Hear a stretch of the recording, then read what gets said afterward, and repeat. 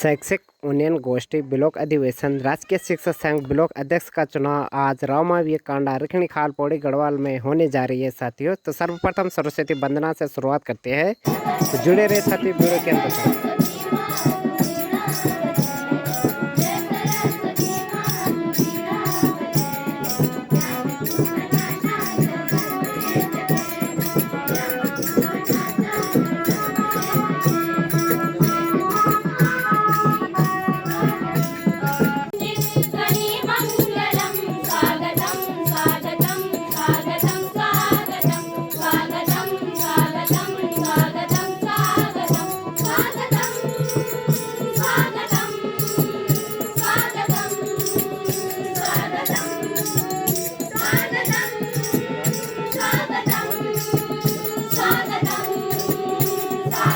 आप खनिज का अधिकारी भी हैं इस समय और आप इस समय हमारे संयोजन स्थल के प्रधानाचार्य भी हैं। तो मैं पूरे विद्यालय पूरे शिक्षक संगठन की तरफ से शिक्षक साथियों की तरफ से आपका हार्दिक अभिनंदन और स्वागत करता हूं। हमारे बीच बाहर से कुछ लोग पधारे हुए हैं। श्री अध्यक्ष सिंह रावत, पूर्व अध्यक्ष दुगड्डा और वर्तमान अध्यक्ष गौरी खान। श्री अध्यक्ष सिंह रावत जी जहाँ कहीं भी हो यहाँ मंच पर आकर अपना स्थान ग्रहण करने का कष्ट करें। श्री अध्यक्ष सिंह रावत जी।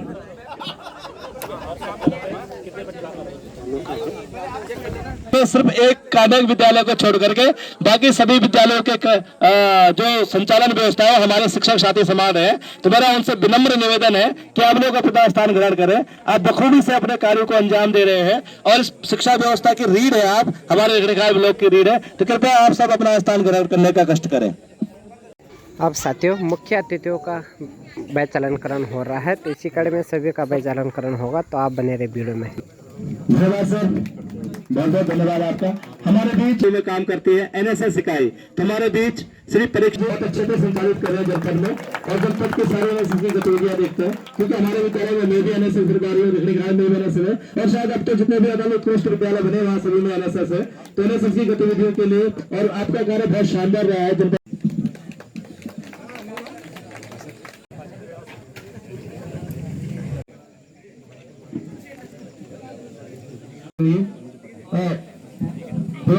प्रभारी प्रधानाचार्य जी कृपया यहाँ पर अलग से स्थान ग्रहण करिए। जो भी है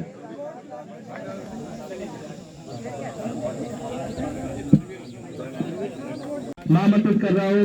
बहुत बहुत धन्यवाद आप सभी का। तो इसी कड़ी में आगे बताते हुए हमने एक छोटा सा प्रयास किया कि हम अपने प्रभारी प्रधानाचार्य जी को भी सम्मानित करेंगे। तो मेरा अपने साथी ब्लॉक मंत्री नथानी से निवेदन है कि सबसे पहले श्री जगली जी का बैच अलंकृत कर स्वागत करेंगे। श्री नथानी जी।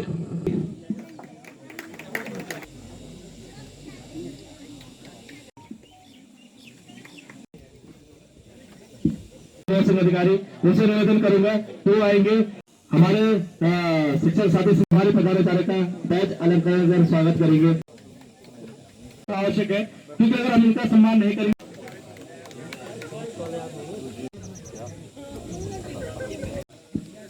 बरखेत और आपकी उपलब्धियां अंतर्राष्ट्रीय स्तर पर है और मेरा बड़ा सौभाग्य है कि मैं इनका बैच में रहा हूँ। हम लोग यहाँ पर 7-8 लोग बैच में बैठे। आप जानते हैं ग्रुप में पहले भी डाला जा चुका था नई शिक्षा नीति 2020 लक्ष्य और चुनौतियां। इस विषय पर आप सबके विचार आमंत्रित है। मैं आप सबसे विचार आमंत्रित करना चाहूंगा।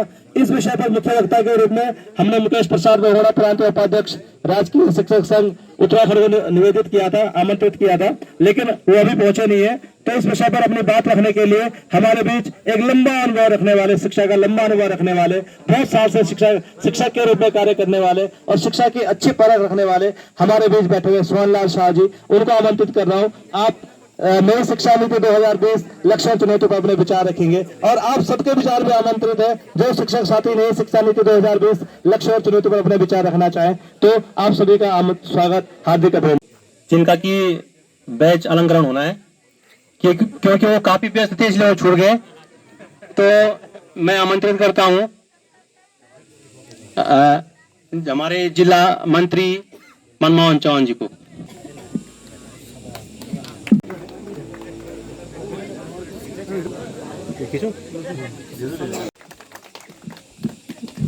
अभिनंदन और स्वागत करता हूँ श्री जयती रावत। और इसी बीच मैं इनका बैच अलग स्वयं कर रहा हूँ और स्मृति चिन्ह भी मैं स्वयं बैच करूँगा।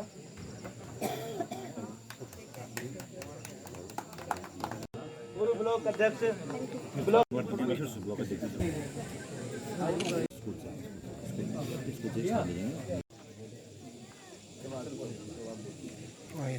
एक ऐसा शोर है, लक्ष्य पाने की ख्वाहिश दिल में पनप गई, लक्ष्य पाने की ख्वाहिश दिल में पनप गई, जीतने की जोत अब जिया में जल गई। अब लाख आए तूफान कश्ती को रोकने, बन जाए हम तो चट्टान तूफान को तोड़ने। अब तोड़े अपना मौन, अब बन नए सरताज, रोको न हमें रोने दो आज। इन्हीं पंक्तियों से इससे पूर्व हमारे सभी सम्मानित वक्ताओं ने NEP 2020 पर अपने विचार प्रस्तुत किए हैं। इन विचारों में एक दो बातें मैं आपके सम्मुख रखना चाहूँगा कि 5+3+3+4 की बातें हम सभी विद्वान गुरुजनों ने इस मंच से करी हैं।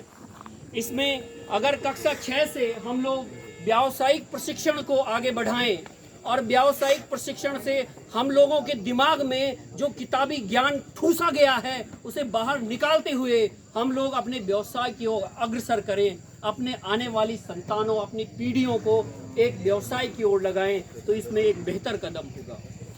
ये बात पर आना चाहता हूं, हमारा राजकीय शिक्षक संघ का आज यहाँ पर औपचारिक रूप से ब्लॉक संगठन का यहाँ पर चुनाव भी होना है, तो सभी विद्वानजन यहाँ पर उपस्थित हैं। हम एक राजकीय शिक्षक संघे शक्ति कलयुगे, तो कलयुग में संघ की शक्ति महत्वपूर्ण है। हम सब लोग अगर एकजुट रहेंगे, बहुत बार ये बात हमारे सम्मुख आती है कि हमारे साथ के बहुत सारे लोग, सम्मानित लोग अपने दिल से, मेहनत से अपना काम करते आते हैं और अपनी मेहनत में कोई भी कमी नहीं छोड़ते, ईमानदारी से काम करते आ रहे हैं। लेकिन आजकल समाज में जो शिक्षक का स्थान है उसे गौण कर दिया जा रहा है, तो ये हम लोगों के आगे एक बड़ी चुनौती है। मैं कहना चाहता हूं हम सब लोगों के बीच में कि ऐसे बहुत सारे उदाहरण हम आए दिन रोज अखबारों में पढ़ रहे हैं कि हमारे साथ के व्यक्ति ईमानदारी से काम करते हुए हैं और उसके ऊपर हमारे विभाग के द्वारा ही उसके ऊपर एक प्रश्न चिन्ह लगा दिया जाता है। तो हम लोग ये चाहते हैं, संघ का अर्थ होता है कि जो व्यक्ति ईमानदारी से अपने दायित्वों की पूर्ति करता है, उसे अगर कहीं पर भी विभाग की ओर से कोई भी कमी महसूस होती है, उसका साथ चाहिए, तो संघ पीछे खड़ा हो जाता है और इस प्रकार से खड़ा हो जाता है कि हम कोई भी शिक्षक ब्लॉक में, जिले में कोई भी शिक्षक स्वयं को अकेला महसूस न कर सके और सारा संघ पीछे खड़ा हो जाए। तो इसी उद्देश्य के साथ हम सब लोग यहाँ पर एकत्रित हुए हैं और मैं उम्मीद करता हूँ कि हम ऐसे लोगों का चुनाव करेंगे जो हमारी बातों को प्रखर रूप से जिले में, स्टेट में आगे लेकर जाएंगे और हमारी समस्याओं का समाधान करेंगे। मित्रों, और अभिनंदन करता हूँ।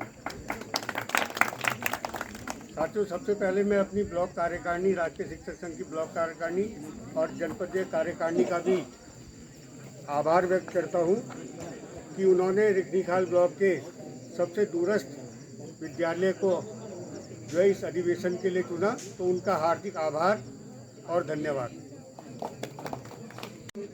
अभी पूर्व वक्ताओं ने, कनेरा जी ने और अन्य वक्ताओं ने काफ़ी कुछ बातें कही हैं। एक दो बातें मैं इसमें आप लोगों के सम्मुख रखना चाहूँगा। साथियों, NEP 2020 जो हमारी राष्ट्रीय शिक्षा नीति 2020, इसकी कैबिनेट में से मंजूरी जो है 29 जुलाई 2020 में इसको कैबिनेट से कैबिनेट ने इस शिक्षा नीति का मंजूरी दी। और सबसे पहले कैबिनेट ने जो फैसला लिया था, जो कि हमारा शिक्षा विभाग MHRD यानी कि मानव संसाधन विकास मंत्रालय के अंतर्गत आता था, तो इसको एक अलग शिक्षा विभाग जो है बनाया गया। सम्मानित और बड़े सौम्य और अपने कार्य के प्रति लगनशील, बहुत ही मेहनती और कई सालों से हम जानते हैं आदरणीय टुकलान जी, जो फिलहाल आज वर्तमान में दो कार्य दायित्वों का निर्वहन कर रहे हैं, खंड शिक्षा अधिकारी कार्यवाहक के रूप में और दूसरे इस विद्यालय के सम्मानित प्रधानाचार्य के रूप में। हमारे इस जनपद के सम्मानित और लगभग हमेशा शिक्षकों के प्रति चिंतित रहने वाले सम्मानित जिला अध्यक्ष भाई जयदेव रावत जी, SC/ST के पूर्व प्रांतीय अध्यक्ष बड़े भाई आदरणीय श्री सोहन लाल जी, इस ब्लॉक के सम्मानित मेरे सभी विद्यालयों के सम्मानित प्रधानाचार्य महोदय, मेरे साथ यहाँ पर आए हुए संगठन के विभिन्न ब्लॉकों के पूर्व और वर्तमान सम्मानित पदाधिकारी और पंडाल में उपस्थित इस ब्लॉक के बहुत ही सम्मानित और शिक्षक भाई और बहनों, में सर्वप्रथम आप सभी का जिला मंत्री के रूप में आप सभी का हार्दिक अभिनंदन और स्वागत करता हूं। धन्यवाद देना चाहूँगा आपको कि आपने संगठन पर विश्वास व्यक्त किया है और अधिक से अधिक संख्या में यहाँ पर उपस्थित हुए हैं।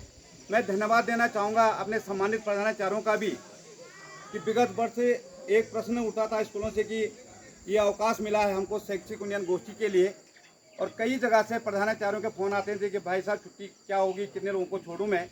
लेकिन ये जनपद कार्यकारिणी और आप लोगों के सहयोग से ही इस वर्ष लगभग ये 10 ब्लॉक, 11वां ब्लॉक का शैक्षिक उन्नयन गोष्ठी होने जा रही है और एक भी विद्यालय से ये प्रश्न नहीं आया, चाहे वो GIC पौड़ी रहा हो, GGIC पौड़ी रहा हो, चाहे कोटद्वार के विद्यालय रहे हों, कहीं से भी ये प्रश्न नहीं आया कि छुट्टी है या नहीं है। तो मैं धन्यवाद देना चाहूँगा कि ये सब आपकी मेहनत से, और कहीं ऐसी कोई दिक्कत नहीं कि साहब, क्योंकि हमको ये एक दिन का विधिवत जो अवकाश मिला है उस शैक्षिक उन्नयन गोष्ठी के लिए मिला हुआ है और कहीं इसमें कोई दिक्कत नहीं, और अधिक से अधिक संख्या में उपस्थित हुए हैं। आज तक इससे पूर्व जो 10 ब्लॉकों में अधिवेशन हुए हैं उसमें जो संख्या थी, यद्यपि यहाँ पे जो भौगोलिक परिस्थितियाँ रखनेखाल की मैं बहुत अच्छी तरह से यहाँ पे परिचित हूँ यहाँ पे, क्योंकि हमारे अधिकतर विद्यालय ऊपर वाली बेल्ट में है, रखनेखाल ब्लॉक के नज़दीक हैं और यहाँ पर है काफ़ी दूरी है, आने जाने में भी काफ़ी परेशान। लेकिन उस हिसाब से भी यहाँ पे जो आपकी संख्या है, जो आपने संगठन पर जो विश्वास व्यक्त किया है, मैं इसके लिए आपका तहे दिल से, हृदय के गहराइयों से आपका धन्यवाद देना चाहता। जनता है उन तक नहीं पहुँच पाती। तो एक जो हमारे यदि आज यहाँ पे हमारे जनप्रतिनिधि, चाहे वो प्रमुख साहब होते, चाहे हमारे ज्येष्ठ प्रमुख होते, कोई ना कोई यहाँ पर होता, तो निश्चित रूप कहीं ना कहीं पर जब वो बैठकें होती हैं, अपने क्षेत्र पंचायत की बैठकें होती हैं, जिला पंचायत की बैठकें होती हैं, तो वहाँ पर भी ये बात आती कि भाई हमारे रखनेखाल ब्लॉक में ऐसे लोग भी यहाँ पे कार्य कर रहे हैं जो शिक्षा के लिए समर्पित। साथियों, हम लोग शिक्षा के क्षेत्र में दो बिंदु पर मैं बहुत ज़्यादा नहीं जाऊँगा, 2 बिंदु पर, क्योंकि समय अभाव है, 2 बिंदु पर जाऊँगा मैं यहाँ पे कि आजकल समाज में ये कि साहब शिक्षक पर तरह तरह की अंगुलियाँ उठा देते हैं और हम कहते कि सुना होगा हम लोगों ने कि पूर्व में साहब फलाना शिक्षक बहुत अच्छे थे और सम्मान किया जाता था, लेकिन उसका एक मूल नियम है कि पूर्व में जो भी नियम होते थे, जो भी बातें आती थी शिक्षा के क्षेत्र में, जो भी नियमावली आती थी, जो भी काम किया जाता था, वो उन लोगों को पूछा जाता था जो धरातल में काम कर रहे हैं, जो लोग उस क्षेत्र में बैठ के काम कर रहे हैं, उनकी जो उनके मस्तिष्क में जो बातें आती थी, उन बातों को संकलित करके फिर पुनः हमको दिया जाता था उसको। लेकिन आज स्थिति ये है कि सारे नियम कानून जो बन रहे हैं, चाहे जो शिक्षा की नीति के संबंध में जो नियम बनने होंगे, हमसे ये जो हमारे धरातल में जो लोग काम कर रहे हैं उनसे थोड़ी लिया जाता है। ये देहरादून में बैठ करके, दिल्ली में बैठ करके नियम कानून बनाते हैं और वो नियमों को फिर हम तक सौंप देते हैं।